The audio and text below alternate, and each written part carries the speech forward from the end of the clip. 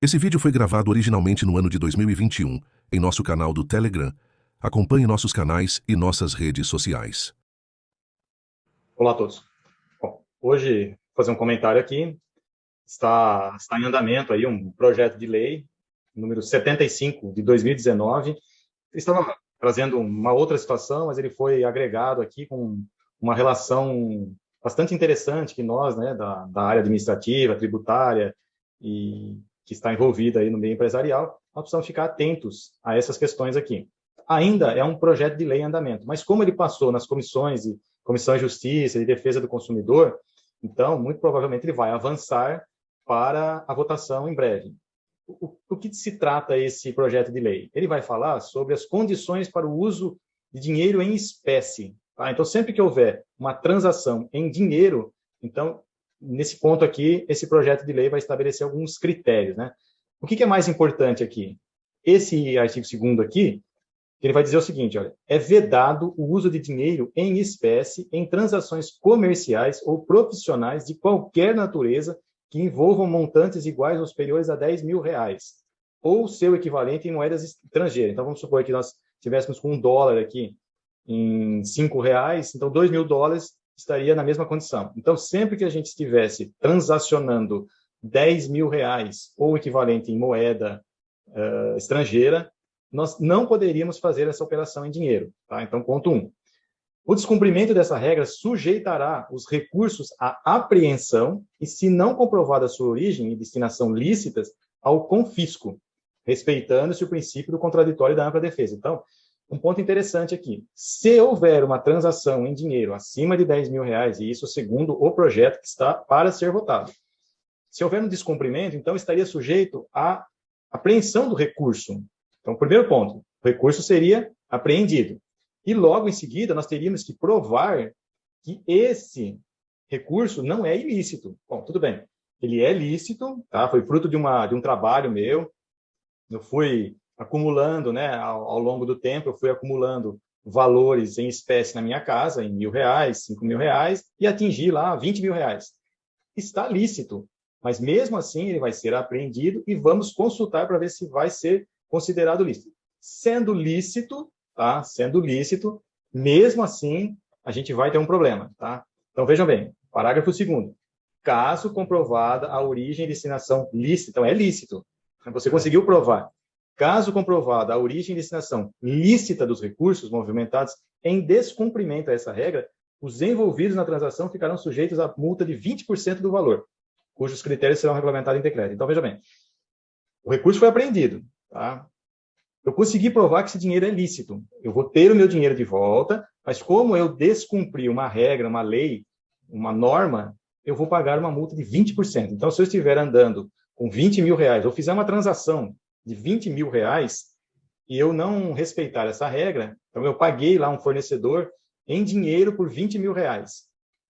Então, neste caso específico, eu vou ter meu dinheiro de volta, vai estar tudo certo, mas eu vou pagar 20% do valor devido aqui ao que eu transacionei em dinheiro.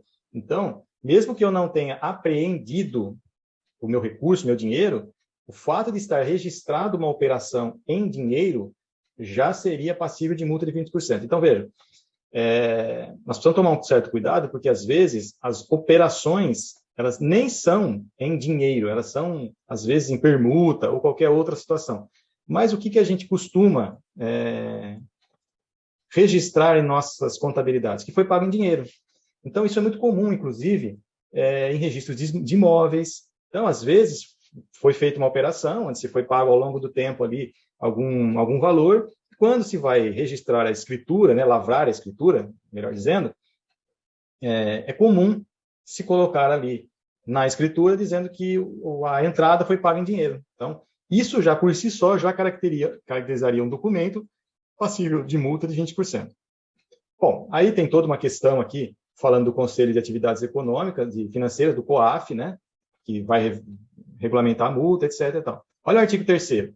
É vedado o pagamento de boletos, faturas ou documentos equivalentes de valor igual ou superior a 5 mil. Então, vejam, além de nós estarmos falando de transações empresariais e profissionais, que está aqui no artigo 1º, no artigo 2º, transações comerciais ou profissionais, agora nós estamos falando de pagamento de boletos, faturas ou documentos equivalentes. Então, vejam, também é outra situação. Nós, lá na contabilidade, nós vamos registrar um pagamento e vamos colocar isso contra uma conta contábil que a gente chama de caixa. O que significa conta contábil caixa? Significa que nós estamos registrando uma operação em dinheiro. Então, eu fui lá e registrei uma operação em dinheiro. Havendo, então, uma fiscalização, os pagamentos de boletos e documentos, impostos, acima de R$5.000, já estaria fora dessa legislação. Tá? Inclusive, aqui é o parágrafo único, né? Se aplica também a pagamento de impostos. O artigo 4º. O limite referido no artigo 3º será de 10 mil sempre que o pagamento for realizado por pessoas não naturais, não residentes no território nacional. Então, são os não residentes, né? Para fins de cómputo dos limites do parágrafo no artigo 3º e 4º, são considerados de maneira agregada todos os pagamentos associados à compra e venda de bens ou prestação de serviços, ainda que não excedam aqueles limites ser considerados fracionadamente. Então, vejam, ainda que um boleto parcialmente seja menor do que os R$5.000, se ele estiver agregado a outros, então nós consideraremos que seja acima do limite. Tá? O disposto nessa lei não é aplicável às operações com instituições financeiras que recebam depósitos, prestem serviço de pagamento, emitam moeda eletrônica, essas instituições financeiras que estão fora desse projeto. É vedado o trânsito de recursos em espécie em valores superiores a 100 mil. Vejam, aqui já é uma outra condição. Eu não estou fazendo nenhuma operação, eu não estou fazendo nenhuma transação, eu não estou fazendo nenhum pagamento de boletos, de impostos, mas eu estou circulando com dinheiro em espécie acima de R$100.000. Esse valor poderá ser alterado pelo COAF, mas, enfim, salvo se comprovadas a origem e a destinação lícita dos recursos. Então, o que eu entendo aqui? Que nós não podemos ficar circulando com valores acima de R$100.000. Tá? Se nós estivermos com valores acima de R$100.000, nós teríamos que fazer algum tipo de justificativa para que seja comprovada a destinação dos recursos. Mas aí eu fico me perguntando, se eu não posso pagar boletos acima de 5 mil em dinheiro, se eu não posso transacionar, fazer operações entre pessoas acima de 10 mil, por que eu estaria circulando com mais de 100 mil? A não ser que eu tenha esse dinheiro acumulado em casa, ele é lícito, foi fruto do meu trabalho ao longo de anos, e eu estava mudando de residência, levei até minha TV, meu veículo, e acabei levando meu dinheiro também. Então, possivelmente, seriam essas as condições. Deixa eu ver aqui no artigo 8º. Bom, aqui já é um pouquinho além, né? Aqui nós não podemos estar portando valores acima de R$300.000. Então, acima de R$300.000 não haveria qualquer justificativa. Então, se eu tiver que mudar de casa e tiver que levar dinheiro acima de 300 mil, eu teria que fazer de uma outra forma, porque eu não poderia estar portando